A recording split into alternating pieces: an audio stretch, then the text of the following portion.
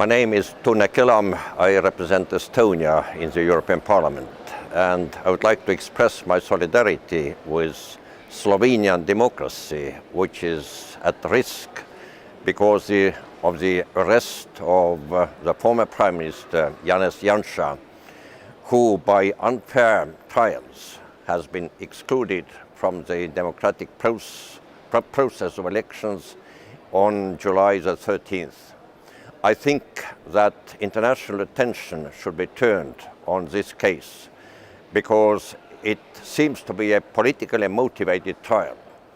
And we ask for the release of Janez Janša and for his right to participate in Slovenian elections.